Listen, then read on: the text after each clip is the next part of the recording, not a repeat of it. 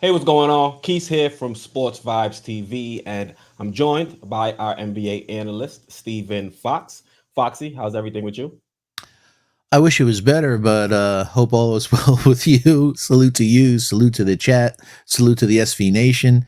I'm glad the New York Giants won today, but tough loss tonight, and we'll get into it in a few minutes. Yeah, definitely a tough loss tonight as the Knicks go down to the Cavs 126-109. Now, there are some positives, but I think the major turning point in this game, Foxy, was the third quarter. Now, Ricky Rubio, he had a phenomenal night as well as Evan Mobley, but I think in that third quarter, it allowed the Cleveland Cavaliers to get a lead and also build out a lead that would become insurmountable at the end. So Foxy, Evan Mobley in that third quarter was 4 of 6 for 8 points, 4 rebounds, and 2 assists. And then Rookie Rubio, he was 4 of 5 from the field, 4 of 4 from three, and he had 12 points. So what were some of the things you saw out there in the third quarter that kind of allowed the Cleveland Cavaliers to go on a run and build a lead? I don't know what's in the water, folks, but a couple of games ago, Miles Turner will make him look like he can't miss a three. And then the last game, Grayson Allen looks like he can't miss a three. And now Ricky Rubio. The team, what did they shoot? 54% tonight from three. Mm-hmm. You just, you're just not going to be able to do anything when you're shooting. They're shooting 54% from three, and we shoot 29% from three.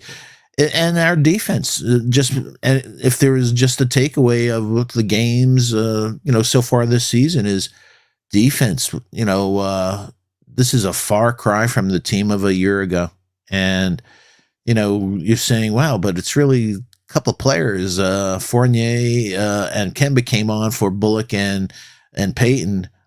It's dramatic, the difference of the defense on this team. It's our backcourt is just, we give D Rose a pass a lot, but his defense was brutal tonight, not getting around screens, and Tibbs not wanting to give Deuce any burn.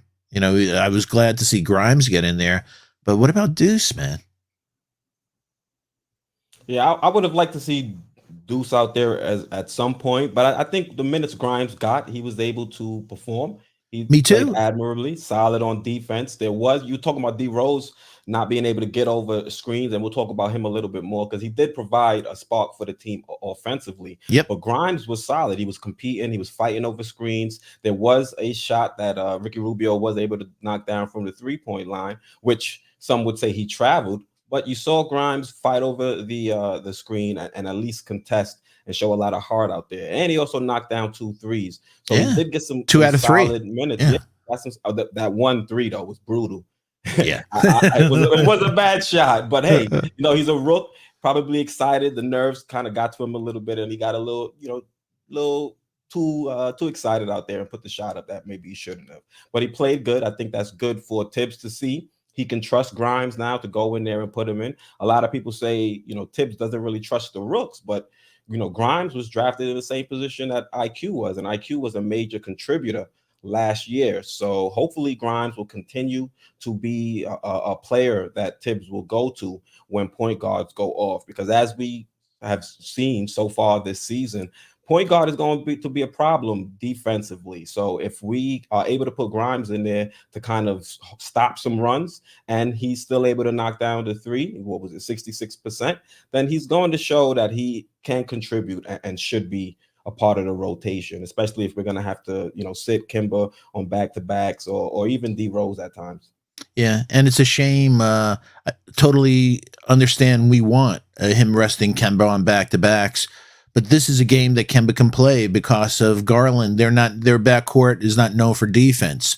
So as we know, Kemba's not going to stop anyone on defense, but can he light up somebody on offense to try to negate his defensive woes? And this was a perfect game. If he, and it was smart for him not to play. But this was a good game because what we saw in previous games this past week is he does not like length. When they, Indiana Pacers put Brogdon and Duarte on him, he disappeared. Couldn't deal with it at this stage of his career.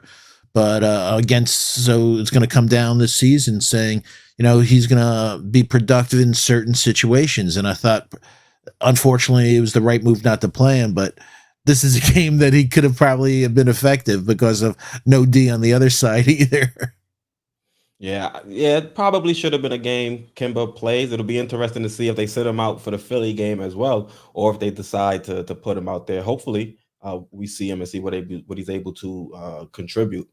Yeah, and they've won 6 in a row. Ouch. Yeah, they're on fire. Yeah, so this is probably the game you wanted to win, just in case things don't go our way against the Philadelphia 76ers. But now, hopefully, they go and have a little bit of a more fighting spirit than we had tonight, and are able to get a win against those Philadelphia 76ers. I think you said something really key right now. I don't understand at this point in time that we are 2-3 at home.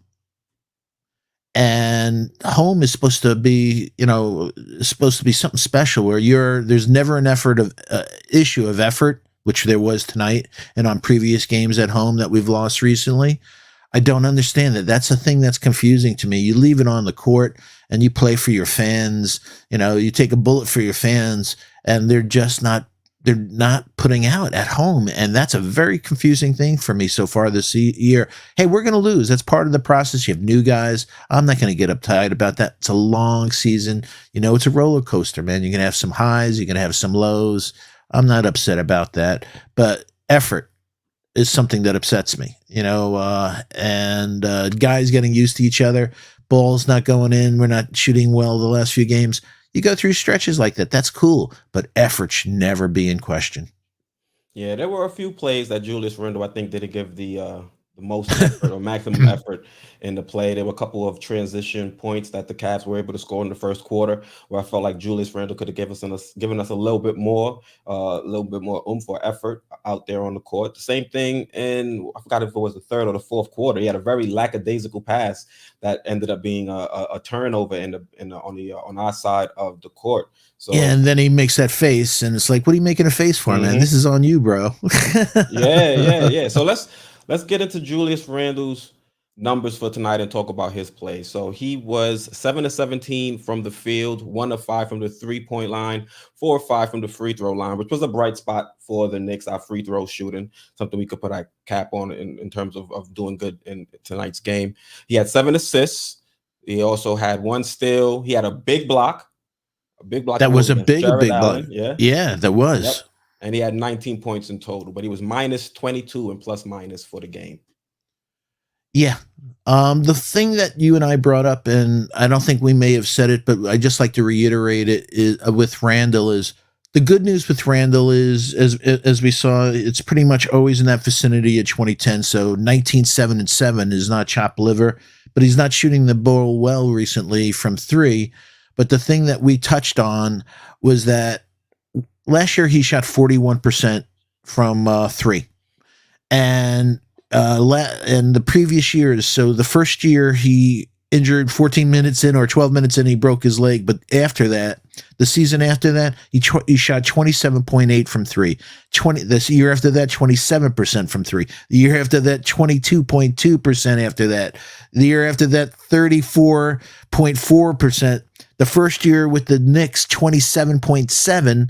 And then last year he shot 41.1. So when we were told doing our preview show where we were saying that, you know what, we're going to find out if last year's 3-point shooting was an anomaly, because the reality is he shot 27.8% in the 5 previous years to shooting 41%. So he's shooting, around 36, 35%, probably after tonight around 33%.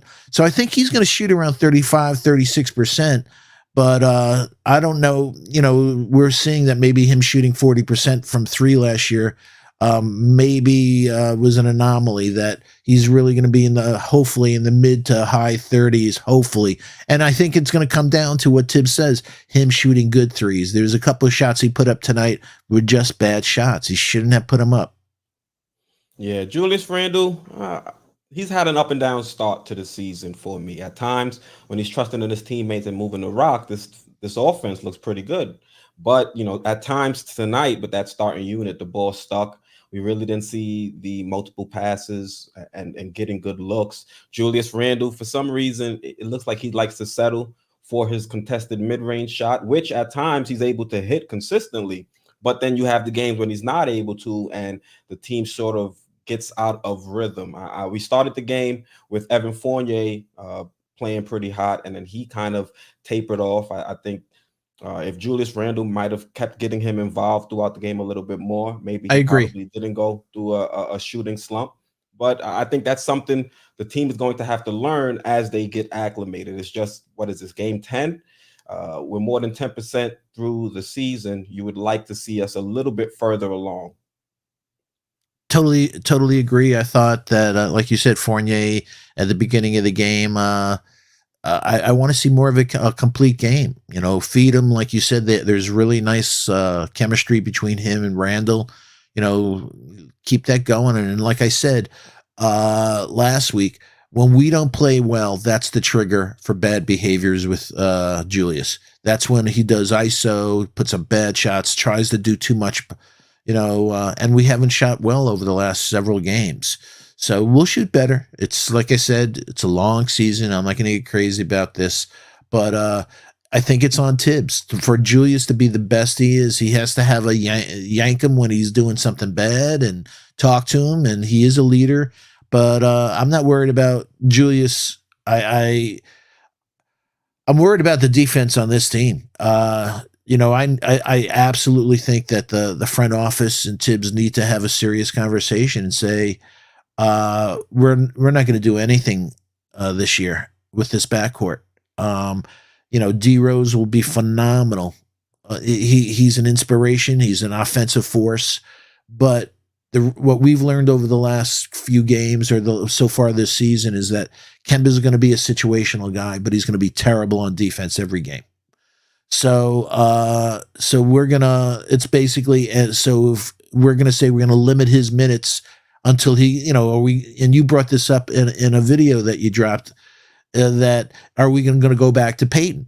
So are we gonna the Peyton mentality of, is he gonna just start Kemba and until once Kemba gets lit up, then he brings in D Rose?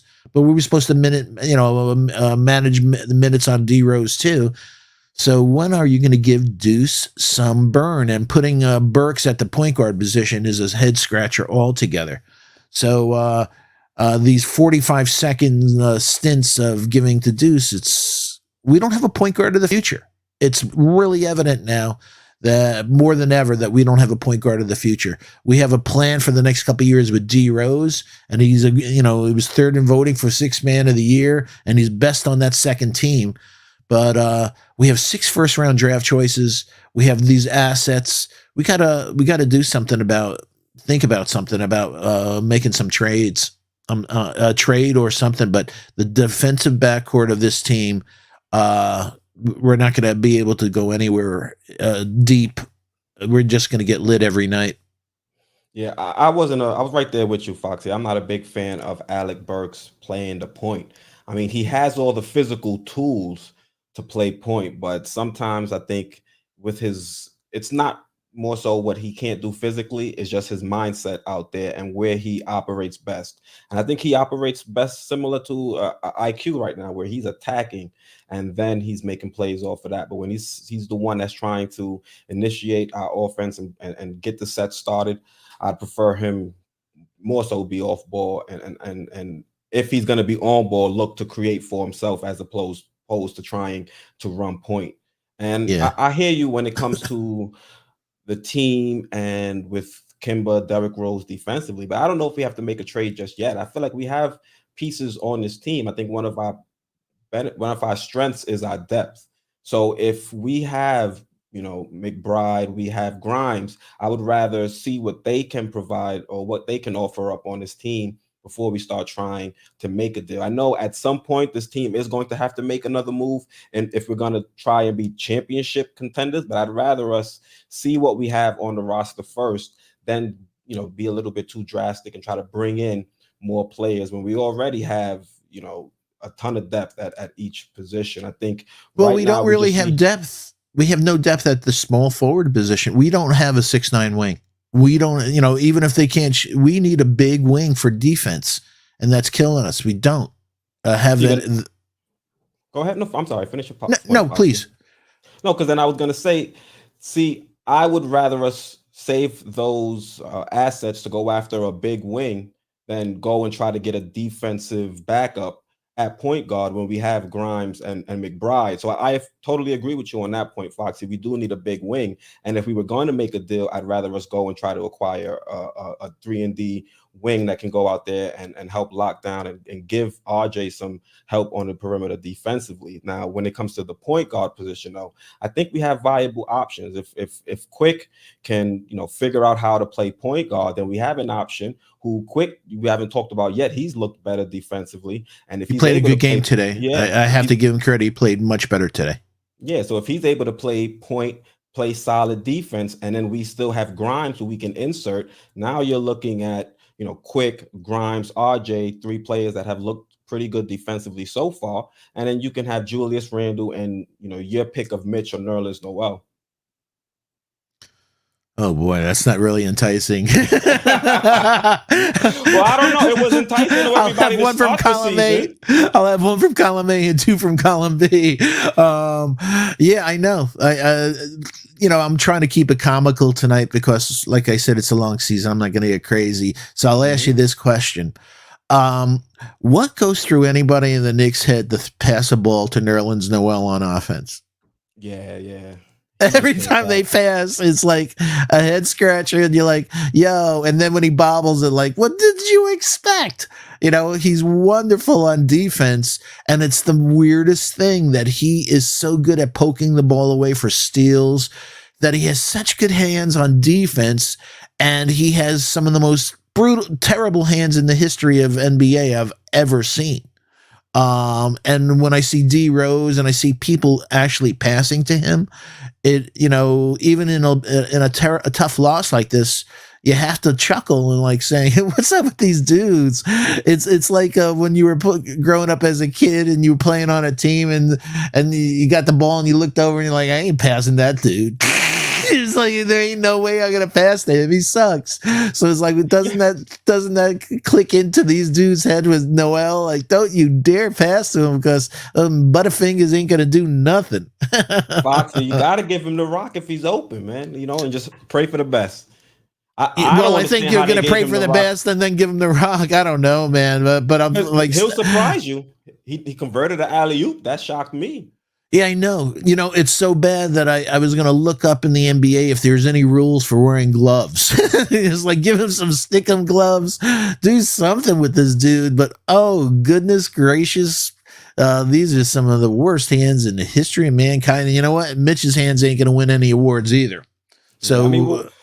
we're dogging Noel and his catching ability, but I think he was solid tonight. He is. That's why I said it was just a comical thing. Yeah. I don't want us to get all uptight about a loss and get crazy. So you got to think about some of the things that make you chuckle and say, yo, got a hell of a long way to go. This happens to a lot of teams. You go through a funk. And you know what? I said it last year that, we'll go through these things, but we peaked way too early last year, toward the end, and you don't want to do that. You look at teams out like Atlanta, like, oh my God, look at Atlanta, oh my God, it's so bad. They got rid of their coach, and what happened? Then they peaked late and they came together. So I'm not losing hope, but I think they're going to need to make changes on this. I know we have depth, but I think they're going to have to try to make some changes to this roster. Any changes that you could think of? Like you said, a defensive point guard or big. Well, there's somebody that I really like. I don't know if he's available, but I really like Murray on San Antonio. Oh, DeJounte? Yeah, DeJounte Murray. He is a Tibbs guy, gets to the hole, doesn't necessarily shoot the three great, but he's got long arms. He's a defense, he's a smart ball player, playing well. I don't know with Josh Primo and a few of the other guys, Derek White and a few other guys on that team, if he'd ever be available, but we got to start looking around. Either that or, like you said, then give Deuce Byrne, man. But just being Tibbs, and stubborn and sticking with two guys, it's the old definition of insanity. It's not going to change. The one thing that we said is they're going to have fine nights offensively, but they're going to be consistently bad on defense. And Kemba's going to be brutal every night on defense, and Derrick Rose is just a touch better, but not much. And we saw that tonight, man, making these guys look fantastic. Well, Tibbs finally got it together and put Grimes in, but I know I was like, yo, yeah, but you know what? He showed, he like you said, he looked comfortable, and hopefully that'll give him some more minutes for the future. And maybe the next thing the next trigger will be give Deuce some time, and the kid can get any rhythm in 40 seconds here, or forget about at the end of the quarter, those 3 seconds. But, he's putting him in with a minute or so. Give him some time, because what the hell? We're not getting anything out of Kemba. So I just don't know why you're not going to do a test and say, you know what, either Deuce has it. And then, like we said, he was picked 36. So there's some flaws to his game. See if he has flaws, see if he's able to work on those flaws, or we got to be in the market, folks. Not only, but it's also for the draft next year. It opens our eyes up. Where is this roster from an elite perspective? But we'll say, just keeping it real, Mobley is serious, folks. Wow. He's special, man. And wait till his 3-pointer in the next couple of years falls. But did you see that soft touch, that floater, the elbow jumper, his passing, his defense? And he does it effortlessly, man. He looks real smooth doing it. So, wow. That's something. I was a little salty watching Mobley go out there and perform tonight, because I was going to pick him up and I was going to draft him in fantasy. George and JD, they both told me, hey, don't draft him. Go for Green. So why would you want to listen to those guys? They don't know anything. Only kidding. Salute to them. Shout out to my boy JD, and shout out to George. So yeah, I know. I would have disagreed with him, because, like I said, you can't teach 7 feet like that, and you can't teach touch. What we've seen with those big guys, sometimes they just don't have touch. This kid has touch. So when this game comes into him in the next few years, that's an all-star for 10 years to come and longer. Yeah, I mean, a lot of people were interested in seeing how the Mobley and Allen pairing would work, but looking at how they played against us, they looked pretty good. Mobley was able to do his thing and get buckets. Jarrett Allen was a beast in the first half in the paint. So those two together, and they're able, at least Mobley is, to play away from the basket, so they don't have those usual spacing concerns. Yeah, what I was going to say is, historically, the Twin Towers mentality is like, you're going to have 2 guys in post up. No, folks, that's not the game today. If you have, like you just said, a guy like him who can space the floor and not have to be in the paint, then but on defense, what does that bring? Look at Allen. What did he have? 17 rebounds tonight? 17 rebounds, 6 of them on the offensive side. Yeah, so 18, 17, and 4. That's a fine game, folks. And but you know what? It's really important that we see this, because we see more than ever that Mitch is in, and we can't say anything bad about Mitch. You can't miss 8 months. He's so out of condition, it's not funny. And but at the same time, when you see the quality of a Jarrett Allen, he's a far away. He's not even the same galaxy, I think, at this point, as Jarrett Allen, especially on offense, footwork, on a few other things. So I think this is really good that we see against Jonas, we see against these elite centers. And like I said, he's working himself into condition, but it's it's education for us about, do we really want to pay him? I'm glad he'll be healthy and everything like that.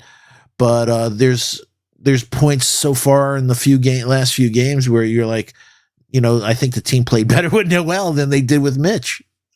Yeah. I mean, look at the game today. Noel played 30 minutes and Mitch only was on the court for 17. Yeah. So, but, hopefully Mitch, over the next 10 games, I'm hoping by game 20 that he'll be in much better condition. He'll be able to deal with the additional weight, because we've seen on certain plays where his hops, but he's not getting out on his guy. There, last game against Turner, we're seeing he's not being able to get out like we saw rookie Mitch versus this Mitch. He's not being able to get out on the perimeter. So you like saying, do we need to go to small ball? Put OB out there because they're lighting us up. None of our guys are getting out on the perimeter. I mean, I don't know if we would have went small ball today because I agree against 2 7-footers. Yeah, they were already killing us in the paint. So if we would have went small ball, it would have been a big issue. But speaking of small ball, that brings up Obi. How did you feel about Obi tonight? I think Obi was very aggressive, attacking the basket, and I think that is when we see Obi at his best. Yeah, my issue with Obi is, yep, you're right. He's so much better than he was last year, and he's so much more aggressive. But when was the last time you saw him hit a jumper, Keys? It's been some time. I'm serious that every game after game, you're like, he had a good game. Everyone's either a dunk or a transition, and I'm glad he's finally hitting his foul shots. Last game he shot well from the foul line, and tonight he 3-3. So he's shot well the foul shots the last few games, but when was the last time you saw him a jumper? And for him to go to the next level, mid range or and 3, it has to start dropping. I'm not asking him to be a 40% shooter, but he is shooting prior to the game. I think he got into the 13th percent. I have it right here. He is 13.3% prior to the game tonight. And did he take a 3? I don't think he actually even attempted a 3 tonight. He did not. So 13% from 3. That's unacceptable. I'm glad he's dunking and running in transition and, scoring layups. You can't shoot for 13% from 3 in this league. You just can't do it because then you're no better than Mitch. They're just going to let you shoot to your heart's content out there and say, shoot. We'll take away your driving, shoot. So we're seeing, the Pacers, what happened with the Pacers. We're seeing Rick Carlisle that from this point on, they're going to run us off the 3-point line. That's the strategies teams are going to do. Run us off the 3-point line, make us put the ball on the floor, make us drive to the hole, make us go against guys like Mobley and Allen, shot blockers, or make us hit a mid-range jumper. And until we can show where we can do that, we're going to go through a slump, folks.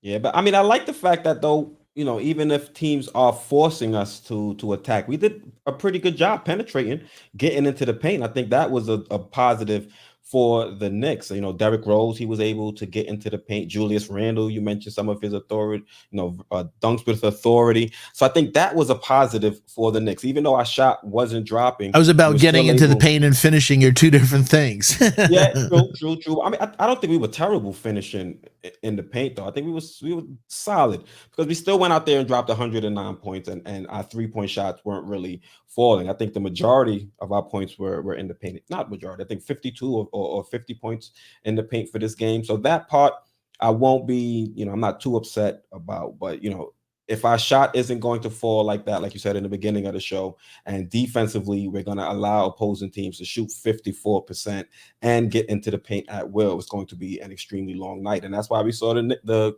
Cavaliers be able to put up a point total like that, 126 points. I knew at halftime, I'm saying we have to get better defensively because, yes, this team has the offensive firepower to kind of shoot with, any team out there, but we're not clicking. We're not firing on all cylinders now. So we don't want to allow other teams to get good open looks because they were getting good looks in the first, I think, half. Some of them weren't going down. It was the second half where the Cavs kind of got on fire between Ricky Rubio, Evan Mobley. The Cavs also have a guy that looks like Sheen from Neutron. I think his name is, let me pull up. Wade?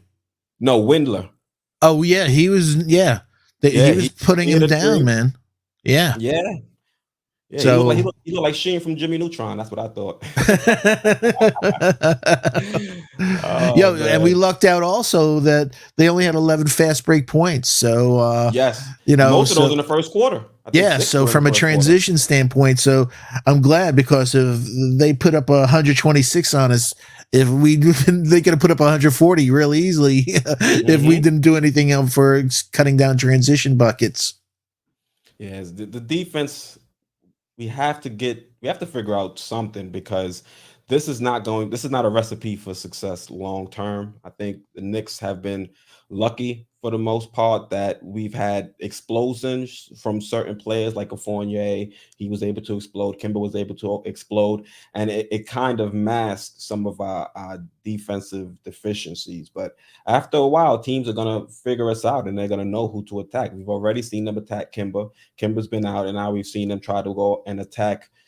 Not Ricky Rubio. Ricky Rubio is the one who attacked Derrick Rose. So if this is going to be the recipe, I mean, for a while the Knicks have had issues of dealing with opposing point guards, but now I think we don't really have that go-to player to really make life difficult for guards out there on the perimeter outside of RJ Barrett. And when he's not performing great offensively and he's not out there on the court, it's pretty much, everybody gets free access to the paint at that point. And then we're overly reliant on Mitchell Robinson and Nerlens Noel having to step up. And then when they step up, then you see Jared Allen be able to get free and get offensive rebounds and give up second chance points. So Especially those it's a second cycle. chance. Yeah, how many times you see Mitch come up and boom on the rebound, put back score. So he did try the help defense, but that second chance we got lit up. And like I said, we have to make some because offensively we're going to get better, but we're not going to get better defensively. You can't get better defensively with Kemba and D Rose. They are who they are. And so that's why I'm saying, yo, you better start looking at Deuce. You better start looking at Deuce and at the point guard position. Grimes is going to get his burn, I think, too, but I think more at the two. Obviously, I wouldn't want to put him with his handle at the point guard position. Either that or do something. But they made a bad calculation, and with Kemba, where we said, hey, do you think we could trade Knox for Elfrid Payton? Nah, I wouldn't even do that. I'm only goofing. I'm just trying to keep it light tonight. I hear you. But damn, we gotta. There's nothing we're gonna be able to do on defense other than make a change. Seriously, I know offense. Like I said, there's gonna be games where Kemba is gonna have a good game, but he's gonna have a shitty game every game on defense. Yes. So, Fox, we haven't spoken too much about Fournier. How did you feel about his performance? He was 5 of 13 from the field, 2 of 7 from the 3-point line, 3 of 3 from the free throw line. He had 15 points, 3 rebounds, 1 assist, and 2 steals. Also had 1 turnover. Yeah, so far, I think that he's still not in shape. I know he played in the Olympics and everything, but so many of his shots this year have hit the front rim, which usually means tired legs. So either, like I said, I haven't seen him put a complete game together. I've seen him be hot, whether in the first quarter, or I've seen him be hot in the overtime, but I haven't seen him be hot for 4 quarters. And that's, what we're looking for a team for him to get into that. There's times where I'm concerned, whether it's against Trent, against the other game, against Toronto, he has issues with his handle against good wings. I think they could shut down his handle and his game gets thrown off. That's where we see that he's very good catch and shoot, but he has issues dealing with athleticism. So. Yeah, that was on Evan Fournier's scouting report. Didn't have the quickest feet, and that was going to be an issue with him defensively. He didn't have great lateral movement. But yeah, but scouting reports and then seeing like, oh man, this is real. Oh my God. And sometimes scouting reports are wrong, but holy moly, this guy, from the Jalen game, the first game on, you're like, yo, they just blow past him. It's not even, not even close. So you're hoping that his offensive game can negate some of it, but he's truly another, liability on defense. And another thing I see from Fournier, he gets beat defensively, and then you kind of see him like flailing and reaching out with both arms. And I'm like, Fournier, that's not how you play defense. you can't go out there reaching and try to tug on a jersey and get back into position. This ain't football. Even in football, you can't do that. He looks like he's running in mud, man. He's really heavy legged. So that's why I said to you, Well, we need, Foxy, yeah. pre-game, they said he pulled up on his scooter, so maybe that's why he has the heavy legs, kicking and pushing up and down the streets of New York. Yo, I don't know what he's doing, but he better, and also RJ, like I said to you, what I'm looking for RJ is from a development perspective is that you score 20 points 5 games in a row. You show this maturity. To me, a bad game is 16 points. We don't want to see this. And also, to you and a couple of the, JD and George off the broadcast behind the scenes saying, yo, he's going against these little guys tonight, shooting guards and stuff. I want to see Bully Boy. I could see 30, 35 from RJ tonight, thinking that it was going to be a mismatch, him against Sexton, him against, whether on switches against Garland. And I thought, that he'd impose his will and also at home. I don't, this is part of his development and it's going to happen, but a bad game for a star player is a few points off their average. It can't be, you have these games where you just check out early, 6 points, and that's it. For what did he do? 6 points tonight? Yeah, 6 points, 3 of 13 from the field, 0 of 6 from the 3-point line, 3 rebounds, 1 assist, 4 turnovers. Yeah, and Two again, of which were in the first quarter to start the game. Yep, and some of the things we talked about, and he showed it last game. He had this beautiful jumper from the elbow last game. And some of the times when he drives, he needs to pull up with that jumper. Tonight, a couple of times going against the land of the Giants, Mobley, instead of from the elbow taking that jumper, he took one more step toward, forfeiting in. Yo, you're in land of the Giants then. And his shot got impacted. It didn't fall. He had a couple of misses in that area on those bunnies. And, and that's going to happen. You challenge those big guys. So pull up, man. Use that 6'6", use that 6'10" wingspan, and pull up from the elbow. So RJ is going to be great. I have no problem with RJ. It was an off game on both sides of the ball tonight for him. But my biggest concern is at the point guard position. What are they going to do? There's just nothing. I just don't see what Tibbs is going to be able to do. My solution is Deuce. Put him in there.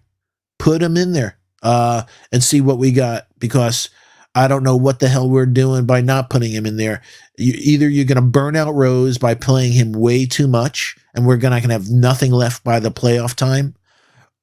We know what we got with Kemba already. He's a guy that's going to be situational against, like I said, when he could put up score, fine, but he's going to get lit up every night. So you can't put him against certain lineups, but you can't do that. That means, so D Rose is going to play 40 minutes tonight? No, you can't do that, man. So, yeah. No, I was going to say, I'll finish your point. There was a question too in the chat. Shoot, what's the question? Yeah, Wusamar 10 is asking, do you guys think we need to extend our bench? Definitely. We have 2 guards on that bench that are going to help this team defensively, and McBride and Grimes, that Tibbs should find a way to kind of incorporate, even if it's just, I don't want to say 30 seconds like he's done at the end of quarters, but maybe 4 or 5 minutes throughout the game when we need somebody to kind of make life difficult for an opposing player, most likely, which would be a guard. And tonight it was Ricky Rubio. I think if we would have put Grimes in there a little bit earlier, it would have made life a little bit more difficult. I know Ricky Rubio was still able to make tough shots even with Grimes in there, but he made him work a lot harder for those looks. And I think when Grimes was in there, we were able to kind of start a little run to kind of get things close, but at that point it was too late.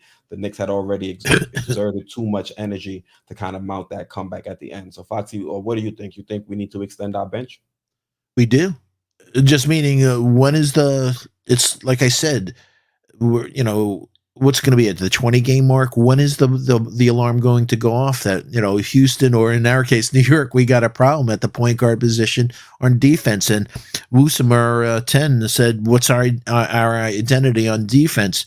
God bless you, Wusamar. If you're new, please let us know with a thumbs up, but you nailed it. That, we're not the same team we were a year ago. We gave up 104 points per game last year, and now after tonight, we're giving over 110 points per game. And I don't, as anybody in the chat you see getting better, and like that. So we need to extend the bench, see what we got. It's crazy if we don't experiment. And to me, putting Burks at the point guard is not experimenting. Mm-hmm. Yeah, it's not an experiment when you're gonna like the results either. I think and like also we saw him last year at the point against Atlanta and other things, so it's not new to us. And you and I talked off camera that Burks is sometimes the ball goes there, but it never comes back. Mm-hmm. So that's not really the model you want to have for a point guard. So sometimes it works for us, but in times when it's not falling and Burks doesn't have his shot, the second unit completely just loses its synergy out there when the ball sticks with him. And the reason I have this attitude is, and we've brought this up in the previous show, folks, that the Eastern Conference stacked. Mm-hmm. So if you don't call this alarm early and saying, "Yo, we better look at this roster real quick and make some changes," it could be devastating. You can't wait on. There's just so much talent in the East, and their team. Like, so tonight we saw what happened, and like we said, they didn't have Sexton. Love has played well for them. Okoro, I'm not going to say, but Sexton, was their leading scorer, and he wasn't on the court tonight. With injury, yeah. And they blew us out. So Lauri Markkanen, who's always been a Knick killer, wasn't there. He's played well. So we've lost the teams that didn't have their top players. So what's going to happen when they have they're healthy and they have all their, we beat a team the other day, Milwaukee, without Chris Middleton, without Brook Lopez, Drew was just back. So, and it was amazing because we shot 25% from three the other night, folks. So I couldn't believe that we had a 47-point turnaround, that we were down by 21 when we came back and stuff like that. And we shot 25% from three. So we were feasting in the paint.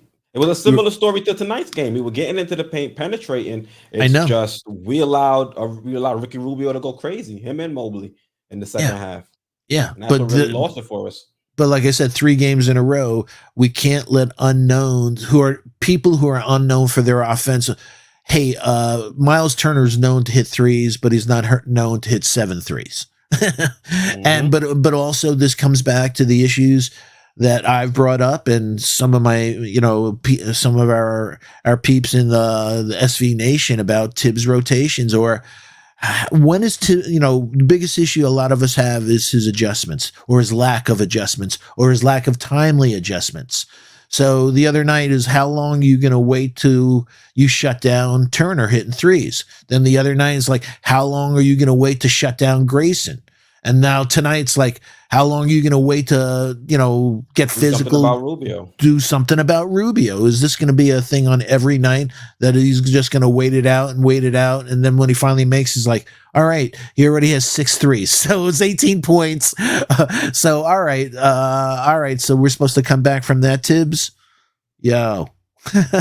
Yeah, that's pretty much my issue with Tibbs since last season. When he decides to put players in, what groups he decides to put out there on the court, and his unwillingness to really try something new, especially with younger players. And I think if any season we were going to try to experiment with, incorporating some younger guys into the lineup, it would be this season. I think we're laden with good vets that I think are looking out for some of the younger guys. You've heard them speak in interviews talking about them, especially Derrick Rose at times.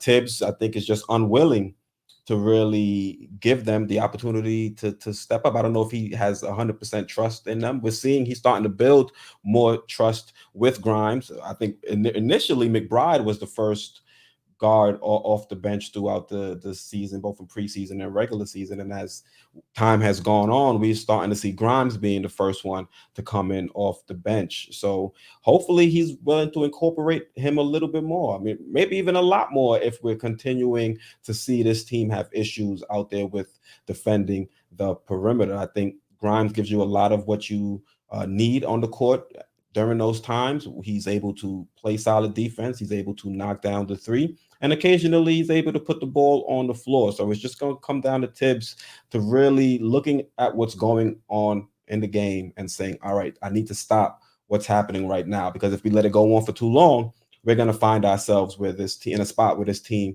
really can't pull ourselves back. And another thing, I love you, man. That one of the things that hits me between the eyes is like saying they're kids. They're going to make mistakes, but the one thing they're not going to be lacking in is effort.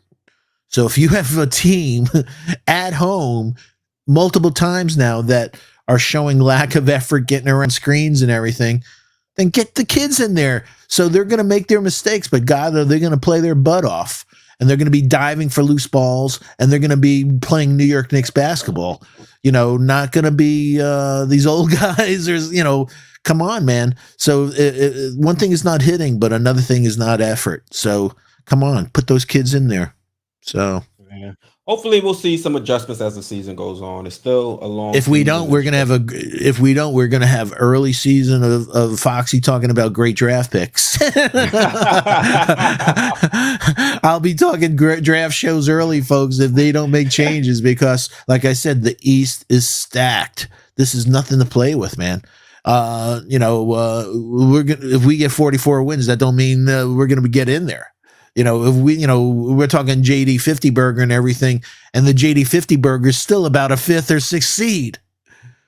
So, if we don't get this, that's why I'm saying they better call the damn alarm bells quick on that backcourt. Kemba was a sentimental thing. Everybody felt good. Hometown boy. But, our eyes are open now saying, certain games he could light it up, but every game he's going to get lit up. So what are we going to do? So yeah, we got to right the ship too, because we got some tough matchups coming up against us soon. We got the 76ers, the Bucks, and then Melo and the Hornets. The Bucks are going to be going for blood. We just embarrassed them at home. Yep. Payback. So probably have Middleton back too. Yeah, so they're going to be coming for our thing. 76ers are hot, and they're going to want payback too. And from the last game, and the Hornets that we play later in this week, next Friday, they're only 5-5, but Ball, LaMelo, Miles Bridges is playing much better. They have Gordon Hayward, Oubre at that wing and stuff like that. Yeah, we could go on a little losing streak here, folks, and we don't want that. We don't want that at all. Don't want that. It won't be pretty. We lost to the Magic, and people started going crazy. We haven't been on when was our last losing streak? It's been a while, right? Yeah, it's been a while. Yeah. It's playoffs. We lost 2 in a row, and so far this season, 2 in a row is our mark. But well, before that, I mean, it was the Hawks. Playoff series. Yeah, and unfortunately. We lost 2 in a row this season, and fans weren't too happy about it. Yeah. So, hey, I have a good idea. Let's forget our miseries and let's say hi to our family. Yeah. We got a few people in attendance. We got Wusumar 10. Shout out to him. He had a phenomenal question. Lex the Destroyer, he's in the chat as well. He's saying #new if you're new, so we can give you a shout out. I love Lex, man. He's like one of the great mods in history, man. He's always just reinforcing what we need mods to do, but also he has great questions. So Frederick, one of my favorite people of all time. I'm disgusted too, but it's a long season. It's a long season, so we're going to be cool about it. But we got to put up the warning sign. We got to put up the bat signal. We need help on this defense, man. That's for damn sure. Eddie Bravo. One of my favorite jiu-jitsu legends. I don't know if you're right? at least I know Eddie. He's cool with Joe Rogan. He's always on the Joe Rogan podcast. Yeah, he's a legendary jiu-jitsu master. So he beat one of the Gracies. Yep. But Planet 9, I think, is his school out in LA, and that's where Rogan got his belt. And folks, I don't know if you saw the MMA fights last night, but woo! there was some crazy stuff. Yeah, crazy There action was right fat there. guys like me doing roundhouse heel roundhouse heel kicks, knockouts. There were front knockouts. Frankie Edgar got knocked out. Got kicked in the face. Yep. Got kicked in the face, and you had a brutal fight. Justin Gagey and Chandler. Michael Chandler. Who was crazy. He was getting he's lit up, and he's like, "Come on, bring it on!" It's like his face is all ripped up. He was trying to sell his next fight. He said, "I'm not winning this one, but I gotta sell the next one." I know that, and I thought Thug Rose lost. Actually, I thought Wheel, the chick from China, beat her, but she lucked out. I thought I got that decision, but I didn't watch the match. The Canelo fight was a good fight.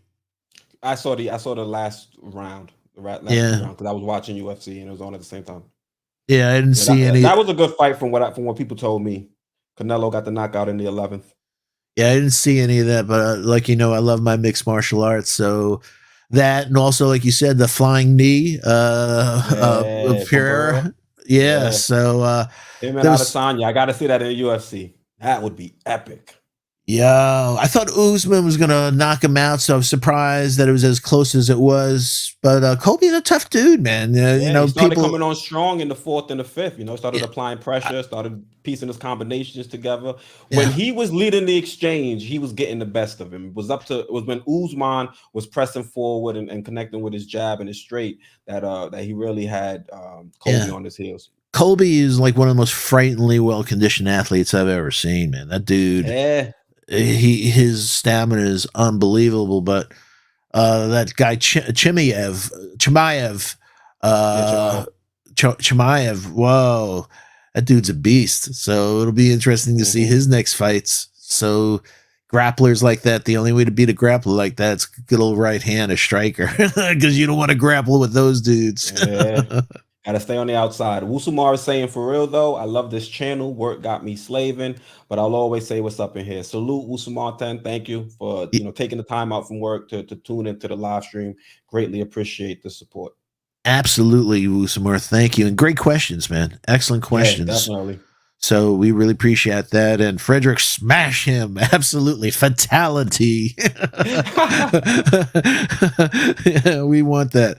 Knicks 100 GM. Grimes only 6'4". He's not stopping no legit wing. I'm with you, bro. I said that for a while now. You heard me say that he's a 2. He's not a 3. So I definitely see him at the 2. I don't see him at the 1, and I don't see him at the 3.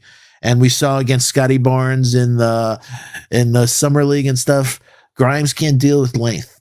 So yeah, but I like Grimes. I think in the right situation, he has a beautiful stroke. He could be very, very successful as a 2, you know, as a backup to RJ at the 2.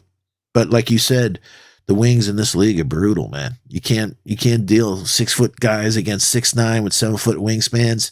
Just unfortunately, it's a brutal league. And I'm surprised we haven't seen yet in the chat.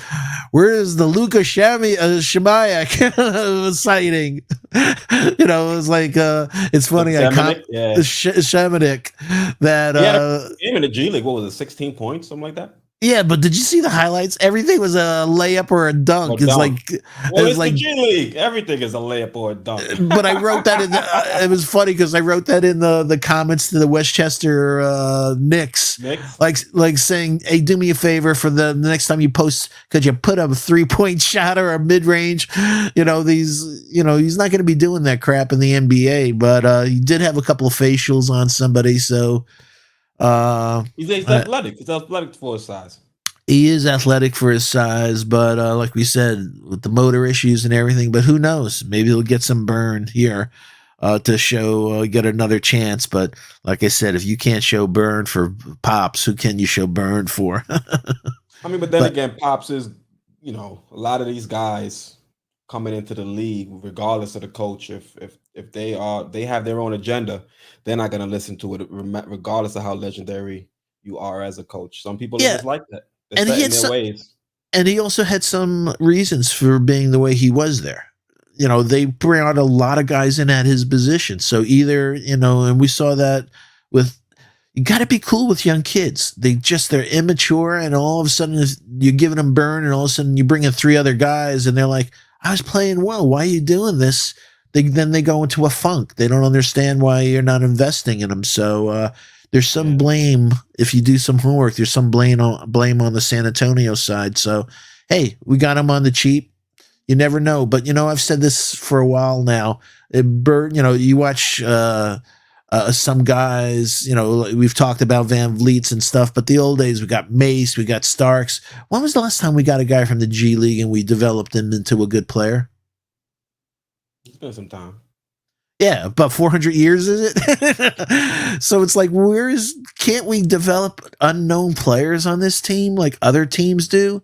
God, it's been a long time since we got somebody, and especially like we see guys at the 4 or 5, or even, at the 3, I'll take it. But come on, man. We got to get lucky one of these days. Wusamar, do you guys think Mitch got motor issues? I don't think he has motor issues. I think he has conditioning issues. Mm-hmm. So, I think that's why I'm saying in Wusamar, I'm hoping by game 20, it's hard, like I said, to be out 8 months in this league. You're basically running sprints nonstop. So, and you saw, I think Clyde, 3 minutes into the game tonight, said he was sucking wind. Mm-hmm. So it's going to take a while. I think it's condition and also the additional weight. You got to get used to your body when you're adding on that much, weight, that much muscle mass. And, the more muscles you add, that's more oxygen your body is taking up as you're out there running up and down the court. So it's a big adjustment to Mitch. Yep. Adding all that weight is just not as simple as just being heavier. There's a lot that goes into the biology of it, the anatomy and the physiology. Exactly, and we were talking about mixed martial arts before, and what we've learned a lot from mixed martial arts is lactic acid. That when those muscles starts getting filled up with lactic acid, these heavily muscled and, like you said, all of a sudden their stamina, everything gets thrown off, man. Mm-hmm. That's why a lot of the guys are like, I'll wait to the 3rd or 4th round once those muscles fill up with that lactic acid. So that's why they're saying by the 3rd or 4th quarter, some of these guys, and RJ included, that following, the way RJ's a thickly muscled guy. He's not a lean type of athlete. So by the 4th quarter of him chasing against guys on defense, those muscles are aching. So Knicks 100 said Galloway Langston was the last guy we developed and let go and let him go other places. So once we developed him, we let him go other places. That's usually how it goes though with the Knicks. Usually Hopefully how it goes. Changes. Yeah, exactly. That's exactly how it goes with the Knicks. Yeah, Foxy, Wusamar also asked if we were going to get into talking about Fournier's defense. Well, we did. We mentioned Fournier's defense. Yeah, we did. The lack thereof, that he just cannot deal with athleticism. He is like in concrete. They just blow past him. Hey, I took a screenshot the other day. Grayson Allen just blew past Kemba. The guys that we have on this defense right now, that they just, I'm glad that Kemba could take a charge every once in a while, and he's very good at that, but you can't do that on every possession. So I'm glad he has 2 charges a game, and then on the other 30 possessions, he gets toasted. So they better ring that alarm bell quick. Yeah. Let's see. So Wusamar is also acting on Kevin Knox. We got a Kevin Knox sighting, but for a minute? You think, speaking of motor Knox, motor issues, what was the best part of his minute the other night? What? Him stepping out of bounds, because it's not a Knox sighting unless he has at least one possession where he steps out of bounds at the 3-point line. I've never... Every freaking time this guy plays, he is like, and you hear Clyde say it every time, like he shakes his head along with the rest of us, like, one time you make that mistake, but every freaking time you get on the court. And also, you can only be great, Kevin. You're in the freaking doghouse. So if you do get that 1 minute of burn, You got better Gotta do light it something up. with it. No mistakes. But if you show that you can't get those size 400 shoes still inbound, you idiot. It pisses me off. Like, what the fuck is wrong with you that you can't,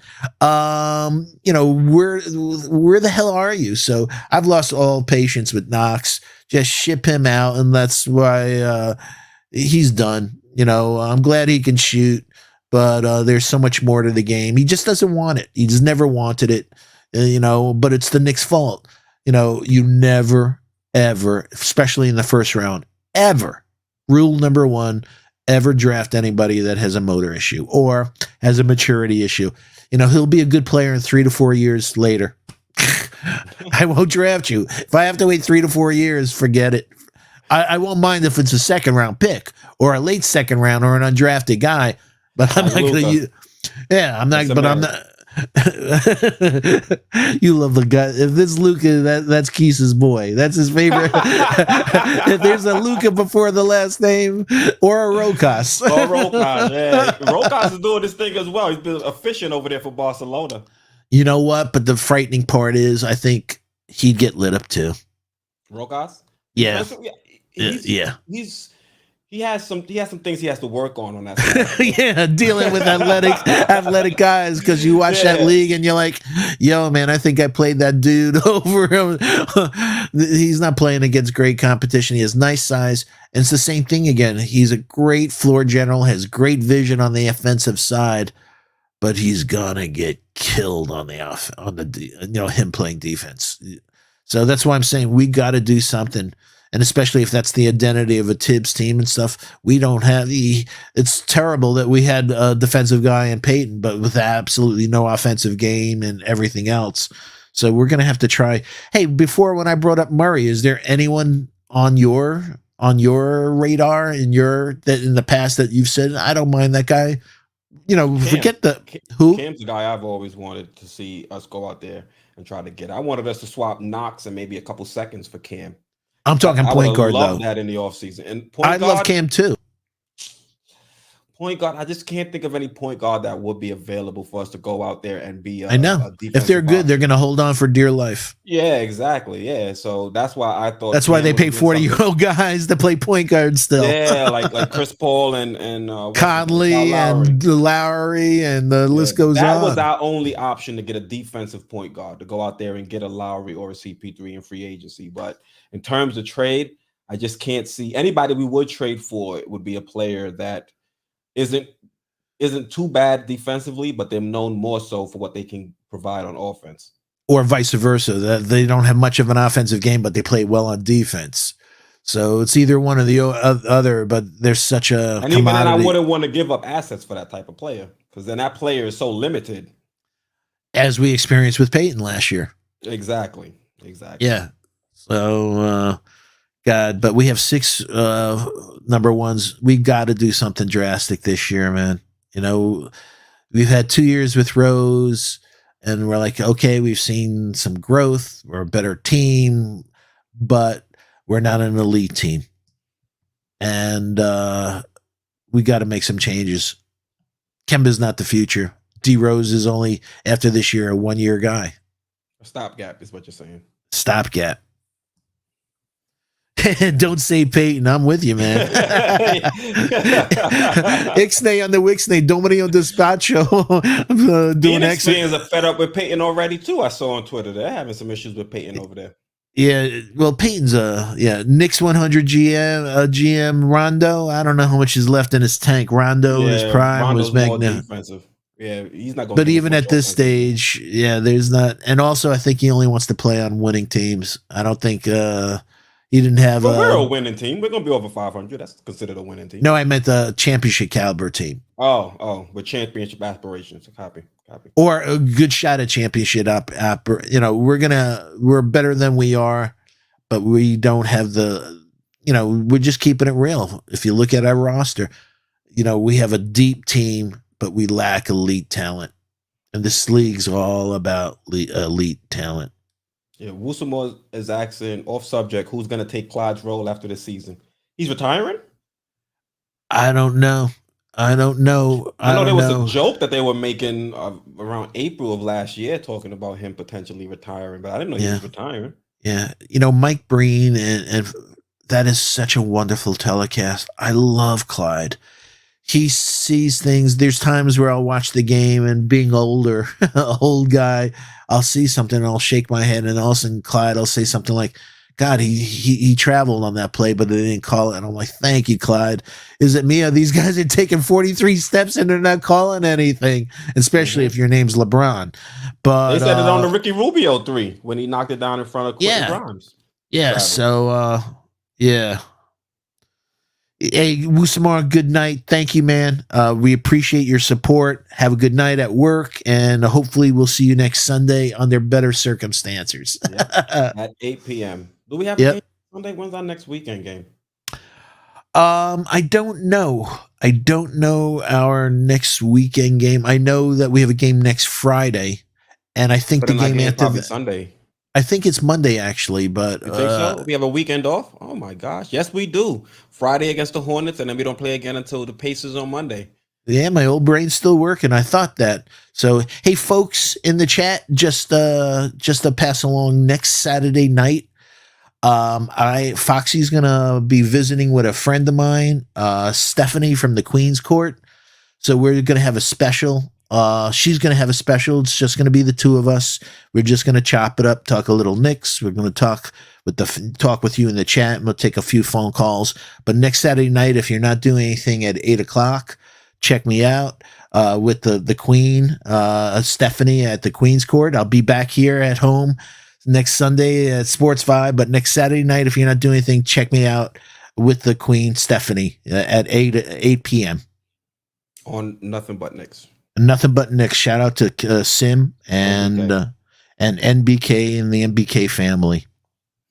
Yep. So Foxy, like we were saying, yeah, we got the weekend off. So at least you have some time, get your pods in Saturday and Sunday, and then we're back on the ground Monday for a game. Yeah, exactly. So hopefully over the next week or so, we'll, like I said, if 3-point shooting comes back, and it will, and it'll absolutely, we're just in a little 3-point funk recently, and that impacts everything about our game. Yeah, so Foxy, what are we going to have to do to get back on track tomorrow against the Philadelphia 76ers? You mentioned that they've been hot. They've won, 6 of their last 6 in a row games? Yeah, 6 in a row. They're 8-2 on the season. I don't know. Did they play today? Yeah, I think they're 9-2 actually now. Oh, they won? Okay, so now they've won. They're winners of 9 in a row. What are we going to have to do to go and win this game against the Philadelphia 76ers? Well, Kemba played well the first time. I think Kemba will play. I don't think he had the night off, so he's been playing those games. So I definitely think Kemba will play tomorrow, and he played well against Maxey last time. And like I said, what I think we just need to do is come back. We need RJ to have a better game than 6 points, and we need to shoot the threes better. And just, it's a process. We need Mitch to get back in condition, and we just got to play tough New York defense. But they're a very good team, and this is without Simmons. Yeah, without Simmons, or without any assets that they're going to receive from a Simmons deal. Because I don't think we're going to see Simmons. You think Simmons is going to play for them again? You think he'll finally stop missing the 306,000 and come back? Well, I think you nailed it. If he does come back, it's only going to be for that. But I think he'll be pulling a Peyton thing on the bench. Well, he'll be a malcontent where I'm here, so I'm going to get my money, but my head's not into it. I don't play me though. I don't want to play here anymore. So they'll keep finding him. I don't know. It's too much drama for me. I hate that shit. Way too much drama. I went on Twitter and I said, just trade Ben for Kyrie and let's get back to basketball. Yeah, but you just brought up a team that's playing very good basketball again. The Nets. Watch out, folks. They're getting into their rhythm. Harden and everything else without Kyrie and with KD. Yeah, they're gonna get into their rhythm. And like we've been saying all night, we're going to be looking around saying, oh, wow, this East is loaded. We better come to get our thing together. Yeah. So in order to get back on the right track, we're going to have to take care of Joel Embiid. So do you think the Knicks are going to have as much success against Joel as we did? What was it? I October think we 26th? will, only because last time we played, I don't think we had Noel. Yep, we didn't have Noel. So I think Mitch played had a well. big fuss. Yep. Mitch played well, but it's nice to have a backup with Noel. Noel, as we saw against Giannis, is very disruptive. So, everybody, we can make, I made fun of him on the offensive end with those hands and everything, but he got that money because of the other side of the ball. And he's wonderful. He's very, we saw him get abused with the pick and roll, but in the playoffs against Atlanta, but otherwise, he's very disruptive on the defensive end. So I think we're going to be good there. Like I said, all I can hope for is we get our 3-point stroke back and try to, go from there. But, there's nothing we're going to, that. And like we just talked about is, if Kemba starts getting lit up, you can't put the burden on Rose or we have nothing left. You have to go to these kids early. That's what I'm looking for Tibbs to say. I can't burden Rose with 35 minutes a night because Kemba sucks at this stage. That, I'm going to have to keep like we talked about, 22, 24 minutes a night for Rose if we're going to have D Rose would burst come playoff time. We saw him at 72 games last year, had nothing left in the tank. This is 82 games now this season. So either he thinks out of the box, starts giving some burn to some of the young kids to see if they got it. If not, we got to make a trade before I think it's February 10th, something like that, trade deadline. We're going to have to make some changes. Or, like I said, or sit back and have us get into draft talk real early. No, I'm serious. It's going to go downhill fast against this Eastern team. You can't play in this conference, whether Atlantic or an Eastern. They're just so freaking good that we'll blink and all of a sudden we're realizing that, I don't even know we're going to get playing. I don't think it's that drastic. I think if we want to, get JD's 50 burger or be a top 4 seed, then we may need to go out there and make a big splash in order to help this team defensively. But I think as constituted, we can still go out there and win, 47, 48 games and still be in decent, still have decent seeding for the playoffs. But don't you think just have to go ahead? But don't you think even if we do a 47 win, we'll still get eliminated in the first round? Depends, because we have a lot of games in between then and now. So I think we could see players take steps up. We could see we have a lot of young players that still have not really reached their full potential. So we could see RJ Barrett get better. We could see Emmanuel quickly get better. We could see Mitch get better. And if those three get better, even though RJ has already has been great to start the season, if we see, those three step up their game as the season goes on, I think that'll help alleviate some of the defensive deficiencies we have when we're out there with when we're out there with Derrick Rose and Kemba Walker. If those three can take some steps up with their games, both on the defensive end and offensively, then I think we have options on, the roster to kind of, get by with those two having some issues on defense. I hope so. I'm with you all the way. I love my Knicks, so I hope so. I just try to keep it real sometimes. And like I said, I see those guys' offensive games coming together.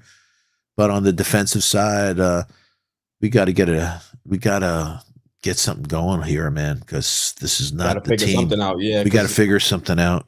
Every game they're attacking us. They're attacking our point guards, either in pick and roll or just in isolation. Yeah. And like you said, in isolation, they don't even have to pick her. They just blow past them. There ain't nothing stopping them from getting into the paint. Nothing, literally nothing stopping them from getting into the paint. And then it starts the chain reaction. Mitch has to step up. Well, Mitch/Noel has to step up, and then they either drop it down to the big or they put a shot up, and the big gets the rebound and gets the easy second chance opportunity. And one of the things we're not doing well this year is we're fouling a lot. We're like one of the worst in the league. We're hacking the hell out of these people. So we're giving them free shots at the foul line. And we're too nonchalant with the rock at times. Too many terrible. I agree with you. I'm like, we don't get a bunch of turnovers, but these lazy passes are driving me crazy. And you're like saying, what's driving me crazy? Because Tibbs is always saying the way you practice is the way you play in games. So are you throwing lazy passes like that in practice, bro? Don't You think know, so. yeah. Come on, what is this? You know, there was a couple tonight that I was like, oh, a couple of inbound passes that like, whoa, oh God, we got the ball, but that was too close for comfort, man. Yeah, Oh, the effort and also trying to be a little bit be more mindful with what you're doing when you have the rock in your hand. And those are two things the Knicks have to improve going into the next game. And those are things you can adjust, you can work on. You know, those are more mental issues as opposed to you not being able to actually play the game. yeah. So, like I said, it's a long season. We're gonna be okay. Uh, we're gonna be okay. Like I said, we're keeping it real. We're not gonna say we're gonna win the division, but we're a lot better than what we're seeing right now, folks. Um, it's going to be a long season. We'll get it together. Some of the guys will start learning how to play with each other more. But I think that's the um, biggest issue, just us learning is how to play with each other, especially Fournier and Julius yeah, Randle. Once those two get it, I think we're gonna get back to being a dangerous offensive team. The first yeah. unit, I think. Fox, let me ask you this question: if you had to look at this team and see which team has the most issues, would it be the starters or the second unit? The starters. Starters, Yeah, and that you would got be Kemba, Kemba meaning for the most part. Kemba on defense, Fournier on, and also Mitch. You know, Mitch, we're glad to have him back and everything, but you know, he had 5 blocks tonight and everything getting into shape. So we're seeing parts of it, but at the same time, we're seeing his whether it's lack of conditioning at this point, he's getting lit up too. Jonas destroyed him a few games ago. You know, Miles Turner. You know, so him coming back, we're not really seeing him shutting people down at all. Like I said, we're seeing Noel playing better at the 5, having more impact than Mitch. So we're hoping that's going to be conditioning and everything. But we're so glad that he's healthy and he's back. But we also have to be realistic. Like, but he's not really stopping guys. Did Jared Allen get shut down tonight? No, I think Mitch is better when it comes to rotating and getting blocks. He had 5 blocks tonight, and I think Nerlens is I think a little bit better in terms of being an individual defender and guarding your man one on one. If I Yeah. had to give you the biggest, differentiator between the two. But if you look at Mitch tonight and what's on everyone's mind is like saying, let's give him the bag. Do you really want, forget about Allen's contract, $100 million contract, but do you really feel comfortable what you've seen so far giving him, 15 million a year for what he's putting out? I don't want to give him 15 million a year, period. Me I'd rather either. stick So around just at 10, meaning, 12. yeah, but so I think what we're hoping that in the next 10 games he gets in condition and that we can see him shutting down guys. We know there ain't going to be anything on defense, but if guys are smoking you on offense and you're Well, supposed to he be did do a solid job against Joel Embiid. We got to give him that much. He did a solid job one-on-one against Embiid. He forced Embiid off his spots, didn't allow him to get the ball too close into the paint. He And did. he left the team the opportunity to double Joel Embiid in a position where he wasn't able to hurt the Knicks. So he was solid in that individual match, but I do have to give him credit. This game, not so much. The Miles Turner game, not so much. Joel Embiid doesn't like to shoot the three as much as Miles Turner, and we're seeing with Mitch, he's not great at contesting the three, so that helped Miles Turner go off. Jared Allen, he was more so a beast in the paint. I don't think Mitch was bad one-on-one against Jared Allen. I just think Nerlens Noel was more effective, and that's why Tibbs went with Noel for the majority of the game. Gotcha. Yeah. Foxy, we got to get this W tomorrow, man. I don't like losing streaks. I don't like losing streaks. We can lose one and then win 2. It's a tough one, folks, because we're playing a team that's going to be angry that they lost, even though, what was it, they beat us 15 in a row. We stopped that skid. Yep. Mm-hmm. But they're gonna want it tomorrow. So we'll see who wants it more tomorrow. So it's gonna be tough, and we want tough games like that. That brings out character. So hopefully RJ's going to be cranky that he had an off night, that he wants to come back with a strong game tomorrow. And hopefully Kemba is a little fresh and he can repeat the good performance he had against Philly a few games ago. And, Randall's going to be at 20-10 every game, in that vicinity. So we know that. But, and hopefully Quickly can build. We've been waiting for Quickly to have this game tonight, and he did. And I'm happy for the kid. Let him build on his confidence and let him have another solid game and another solid game. And I think, it'll go from there for him. He just needs a couple solid games to forget this slump. We saw RJ come out of that slump and quick. And we said this last week. He's too good of a shooter to be shooting 22% from three. Mm-hmm. He's just too good. So, and like I said, he may not be a 40% shooter, but he's definitely not a 22% shooter. Yeah, probably closer to 38, 39, which is what he shot last season. Exactly. And we're great. If he is 38, 39, we're elated. Mm-hmm. Yeah. So Foxy, I'm looking at the standings now. Knicks are currently in 7th. We're in the 7th seed at 6-4. They haven't updated the 76ers win-loss record. They're still at 8-2. But next week, we have the 76ers. They're ahead of us in the division. In the standings. Well, yeah, in the division and the standings. Also, the Hornets, they're the 9th, and then the Bucks are the 10th. The Bucks is going to be a dangerous game because they got to start winning. They can't allow themselves and they will. They got excellent coach. Giannis, they just got to get healthy. Well, you say excellent coach, but a lot of people wanted him fired last season. Budenholzer, a lot. If he didn't win, if they didn't win, he was out of here. They were getting a new coach. Yeah, but but he was good with Atlanta. He was, he's a solid coach. There's a lot of people that wanted him here before Tibbs. Wanted us to hire him. Did you want him? I didn't want him personally. No, I was thinking more of Kenny Atkinson for for the youth part and what he did there. So I was, So I like younger coaches now. So they could deal. I think older coaches are good for a year or two, and then especially if you're a Tibbs type. Yeah, they set the culture and then they move on. Exactly. So hopefully he sets the culture and Johnny Bryant takes over. That's what I wanted Atkinson to do. Atkinson set the culture and then somebody else take over like they did with the Nets. Atkinson develop RJ and develop some of these younger players, and then hopefully we would have found somebody else to really get us over the edge. It's kind of evil to think about it that way. Like, I want you to come here for 2-3 years to get us right, and then you can go about your business because I know you won't get us over the hump.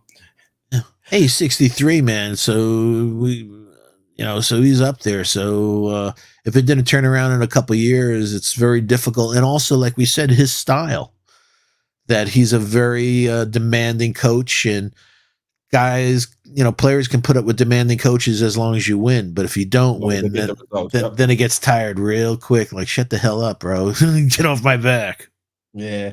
Tricky Nicky, salute to you. He's saying Tibbs' interview was impressive, and it's on these players to play defense. Facts. We've been talking about it all show. Kemba, Fournier, Mitch all have to step it up a little bit more.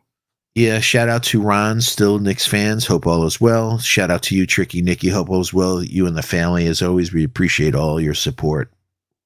Yeah, still Knicks fan is saying we definitely have some things we have to fix on both sides of the ball. Yeah, and 10 games in, we're not gonna be perfect. Yeah, so you don't mind that, but like I said, you can deal with having shooting slumps, but defense, what do you do? How do you fix that? You can't fix 5'11" in Kemba. Tricky Nicky is saying, smash them likes. Yeah, we lost and it sucks, but we still family. Go Knicks, on to the next. Yep, we got another game tomorrow against the 76ers, and we're looking to get right back on track. Yep, exactly, Tricky. Thanks again, man. Yeah, and like I said, we're not going to get crazy. It's a long season. We're not happy with it, but, we've seen a lot of teams, and, we'll come together. We'll come together, but he's got to make some decisions. And like we've been saying all show, give Deuce and Grimes some bird. It's not going to hurt you, man, if you're getting blown out. And also that we talked about, and our boy JD brought this point up. You don't have to bench somebody. You just could give them a couple of minutes. So it doesn't mean you have to bench quickly to bring in Grimes or bench, Kemba. It just means, you know what? Let me give him 4 minutes. Let me give him some burn. I'm not gonna, let him give him you don't have to have such a radical move to bench somebody and bring a kid in. You could just say during the game, you know what? They're eating. I want to, this is my lab. This is what 10 games in is supposed to be doing. You don't want to do it at 20 games. Let me start experimenting a little. So let me give him 3 minutes, give him 4 minutes and see what he does in there. So that's what we're looking. Want to give a shout out to Tricky Nicky saying, I got to go. Just checked in. Sorry, I'm missing it tonight. I have an interview at 9 a.m. Everybody in the chat, Foxy, let's give good luck, thumbs up to Tricky Nicky on Tricky Nicky putting out powerful hippie vibes here for you, that everything goes well. Yep. And just be yourself. Everybody else is taken. Yeah, Tricky Nicky, go get the bag, man. Go get the bag. That job. And take care of those kids and everything. And God bless you, man. So go New York, go New York, go. Hey, I got to get that song on the Roadcaster. Still Knicks fans are saying we have to learn how to bust the zone. I mean, we have the pieces in order to do it. You would think the Knicks, Tibbs and them, whatever. We do have the pieces, but you can't shoot 25% from 3 and bust the zone. Exactly. You gotta knock down the shot. So hopefully this team will start finding their shooting touch. But I mean, I was encouraged when we were able to still win our last game, even though we weren't shooting great from the field. I mean, from the 3-point line. And in this game, we didn't shoot phenomenal, or we didn't shoot great from the 3-point line. And you would have hoped we were able to pull out the win by being dominant in the paint, which we were at times. But when Ricky Rubio is shooting the way he was shooting, it's going to be very hard for any team to win. Yeah. I think he showed up. He saw Evan Fournier. He got flashbacks to the Olympics, and he started balling like this was FIBA. That's all I could think of, because I don't know what was going on. Yeah, but you know what? What I like is that the coach, if it was Tibbs, he probably would have benched him and put somebody in the cooler. What I like is at least they gave Rubio. Hey, I'm old school that way. I was really aggravated this past week during the game that, and I put out a tweet about it, that I know RJ had 4 fouls at the time, and I know there was only a couple of minutes left in the quarter, and Tibbs wanted him not to get another foul going into the last quarter. But when the basketball gods give you that zone, and you have that Michael Jordan moment where you're like, man, the rim is like 40 feet. Well, I can't miss. You can't go against the basketball gods. You got to leave him in there. So when he took RJ out, RJ never regained his the hot hand when he came back. And it's like sacrilege, man. You can't do that. And I know his rationale was solid. I don't want the kid to get his 5th foul. But if he's lighting it up, taking that, and he was doing 3-level. He was doing scoring, going to the basket with either hand. He was hitting mid-range. He was hitting 3-pointers. He was dishing. He had that look on his face and was like, ride the kid, man, ride the kid. They go into timeout, and I'm talking to George during the game, and I'm saying, I wonder if they're going to run a play for RJ once they come out of the timeout. He's so hot. And I'm like, oh, my God, they took him out. Are you kidding? They took him out? So every game I'm saying stuff to people behind the scenes like, did Tibbs really just do that? Are you kidding me? Tibbs' rotation always an issue. It's always an issue from the time he got here till now. He just, I don't know. He just doesn't want. He's too stubborn at times. I think he's. And tonight again, putting Burks at the point guard on the second team. It's like, yo, come on, man.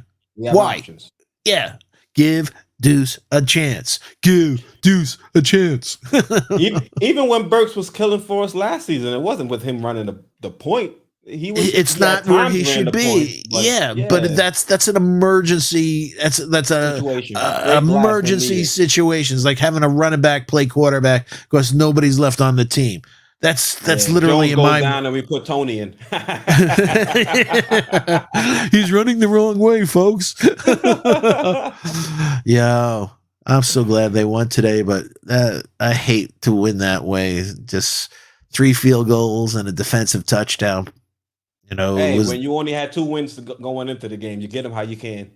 You get them how you can. And it's not like we have Super Bowl aspirations. So we just want to look competent out there, get some wins. And then at the end of the season, we'll move on from Gettleman, make a decision on Judge. And then we'll just figure it out at that point. I just want to be respectable for the remaining portion of the season. Let's be competitive and win however we can. Yeah. Hey, they've been hit badly by the injury bug this year. So, but also and Daniel Jones has been hit badly because of the offensive line. I know, man. That fumbled another one today, but luckily he played well outside of that. Yeah, but also when they are there, how many drops have these guys had for that poor guy this year? Hey, but guess who didn't drop the ball? Evan Ingram, 2 games in a row and a touchdown. I'm like, yeah. Shocked me. I was like, what is going on here? Yeah, for sure. So, all right, Foxy, we'll wrap it up there. Had a great show. Appreciate you co-hosting with me. Want to shout out to everybody in the chat. If you're still in the chat, make sure you smash that like button on the way out. We need as much encouragement for this New York Knicks team because we have a tough matchup tomorrow against the 76ers. Foxy, once again, you said you'll be on with Steph on the Queens Court Saturday. Yep. And then we'll be back again live streaming together on Sunday. So I have a busy weekend next weekend, but can't wait to be with you, my friend, as always, Sundays at 8. Next Sunday, there'll be no game. So we're going to be in our regular form next, at 8 o'clock, having a good time with the SV Nation. And like I said, I'll be having a good time with my girl, Stephanie, next Saturday night. Just informal, just a special, just the 2 of us. Yep. So chat, thank you guys for, enjoying the show, chopping it up with us, especially after a tough loss. Once again, I'm Quis, joined as always by my guy, Steven Fox, our NBA analyst. And we're going to be closing the show with the squad from our guy, Jay Boogie. So thank you guys, and thank you for tuning in.